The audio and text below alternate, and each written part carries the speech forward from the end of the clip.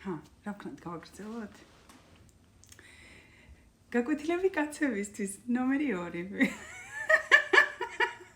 ისეთი კარგი გამოხმაურება მოხდა იმ ვიდეოს და იმდენმა ადამიანმა მომწერა რომ ველოდებით გაგრძელებასო კაცებმაც და ქალებმაც. ხო და ვაგრძელებ. როგორც იქნა ერთ-ერთის მერე მოვიდა მუზა. მე ხომ ზოგადად მუზის ქალი ვარ და სანამ რაღაც თავისით არ მომინდება, არ აღმოცენდება და არ გადმოიფრქვევა ჩემგან. მანამდე თავს ძალას არ ვატან. ზოგადად საკუთარ თავზე ძალაობის კატეგორიული წინააღმდეგი ვარ და თქვენც ამას გირჩევთ. ხო, ახლა დავუბრუნდეთ ჩვენს გაკვეთილებს და ესე იგი უამრავი შეტყობინება და სხვათა შორის მარტო ქალებისთვის არ, კაცებისთვის არ, ქალებისთვისაც იქნება, ანუ როგორ გაიცნო ადამიანი, როგორ დაიწყოს საუბარი. არ აქვს მნიშვნელობა ის, როგორც პოტენციური შეყვარებული თუ რა ვიცი სექსუალური ობიექტი გაინტერესებს თუ როგორც საქმიანი თუ სამეგობროდ. არ აქვს მნიშვნელობა ეს მამაკაცია, ქალია, უფროსია, უმცროსია. არის ერთი უნივერსალური კანონი. დადამ! აბა, ყურები მომამზადეთ, დავწყვიტეთ, გონებად დავძაბეთ და დავიმახსოვრეთ, რომ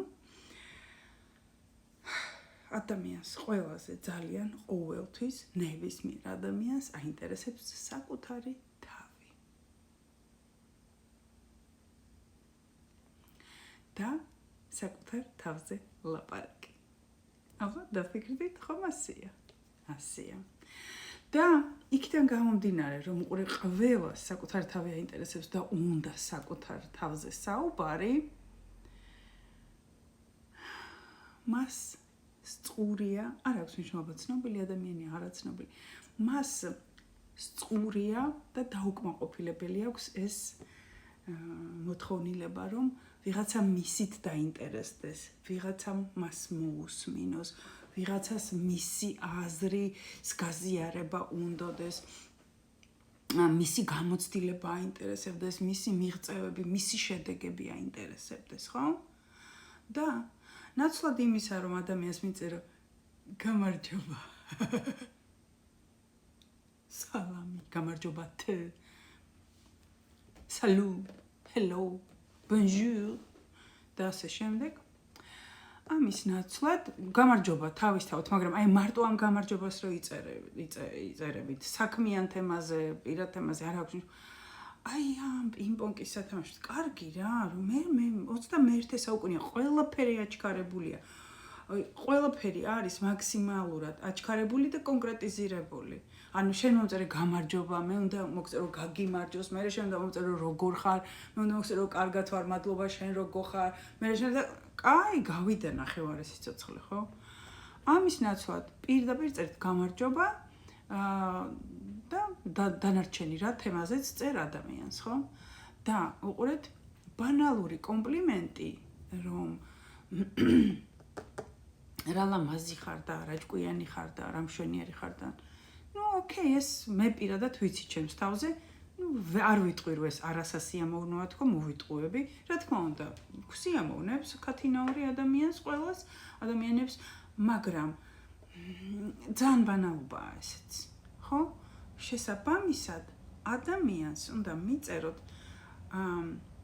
კომპლიმენტი, მაგრამ კომპლიმენტი ისეთი, რომელიც ერთგვარად შენიღბულია, ესე პირდაპირ შუბლში კი არა, რომ რა ლამაზი ხარ და რა სექსუალური, არამედ რაღაცა როგორი საინტერესო პიროვნება ხართ და ძალიან ასევე გარეგნულათაც შემკული მაგალითად და მე ეკითხები მის აი განსაკუთრებით საჯარო ადამიანები ვინც არიან, ხო?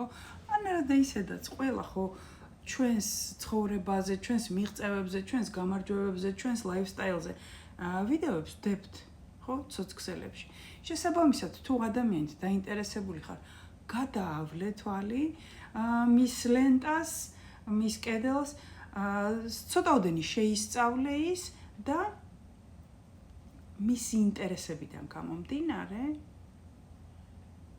მისი შედეგებიდან გამომდინარე, მიწერე კითხვა, მიწერე ანუ აღიარება ერთის მხრივ რომ ვაუ ყოჩახ რა მაგარია შენ ეს როგორ გამოგივიდა და შესაბამისად მე კითხვა რომ ის როგორი კითხვა იცით? აი კოუჩინგში არის ღია და დახურული კითხვები. ღია კითხვა ეს არის, როდესაც ადამიანს რაღაცას ეკითხები და იმან ვრცელი პასუხი უნდა გაქცეს და არის დახურული კითხვა, რომელიც მოიაზრებს რაღაცა ესეთ პატარა პასუხს, ხო არა პასუხს. ერთ სიტყვიან პასუხს, როგორ ხარ? კარგად საჭმელჭამე? კი. მორჩა, აი რაღა არის აქ სასაუბრო, ხო? არამედ მაგალითად, ვაუ, რა მაგარ კერძებს აკეთებთ, ვნახე და აი ის კერძი სალმონით რომ გააკეთეთ, თქვენ ძმარს უკეთებთ სალმონს თუ ლიმონს, ნუ სიტყვაზე, ხო? და სად ისწავლეთ, როგორ აკეთებთ, რა რეცეპტია, მაგალითად. და უყურე ადამიანის ჰობი არის, ვთქვათ, კულინარია თუ მზარეულობა. ის მართლაც შთაგონებული არის და შეყვარებული ამ თავის ორაგულზე თუ სალმონზე თუ კალმახზე თუ რაზეც და მას სიამოვნებს ამაზე საუბარი.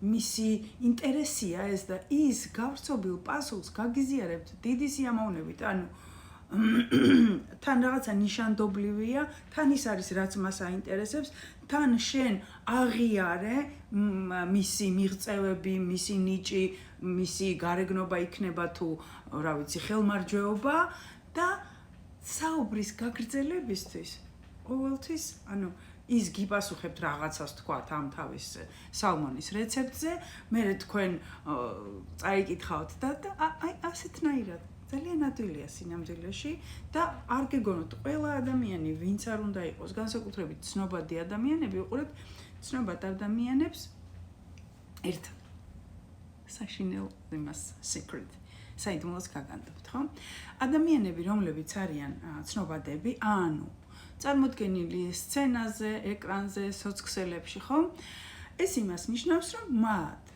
ხასიათში არის ეგრეთ წოდებული ისტეროიდული რადიკალი ანუ მათ უყვართ გამოჩენა, მათ უყვართ საკუთარი თავის წარდგენა, მათ უყვართ აღიარება, მათ უყვართ კომპლიმენტები. გამიგეთ? მე მაგალითად ადრე სანამ ფსიქოლოგიას შევისწავლდი ადრე 100 წლის წინ. მე 150-ის ვარ, ხო და მეგონა რომ ღმერთში რა შეჭirdება ამას, ჩემი კომპლიმენტი ისედაც ამხელა ვარსკვლავია, ხო? სჭირდება, მაგრამ ეს თქვენი კომპლიმენტი არ უნდა იყოს ბანალური, გაცვეთილი, უღიმღამო, ისეთი, როგორსაც კიდევ შენს გარდა მილიონი ადამიანი ამბობს. თქვი რა, რაღაცა ტვინის ხვეულები დაძაბე და თქვი რაღაცა საინტერესო, ჯიგრული, გულში რო ჩასწდეს ადამიანს, სულში რო ჩასწდეს, პასუხისგაცემა რომ მოუნდეს. აი ესე. აბა ველი გაზიარეთ თუ მოგეწონათ ეს ვიდეო მოიწონეთ გამოიწერეთ ჩემი არხი თუ ჯერ არ გაქვთ გამოწერილი და რა თქმა უნდა თქვენი მოსაზრებები დამიწერეთ და გაიხსენეთ ყველაზე საინტერესო გაცნობა როცა აი შენ რაღაც ესეთი ჭკუა იხმარე და ვიღაცა გაიცანი, ვინც გაინტერესებდა, რა აქვს მნიშვნელობა საქმიანი თუ სასიყვარულო ურთიერთობებისთვის და როდესაც შენ გაგიცნო ვიღაცამ, სხვა გარეშე ადამიანმა, ასევე საინტერესოდ და ესე მოხერხებულად რა. ველოდები მაინტერესებს ძალიან.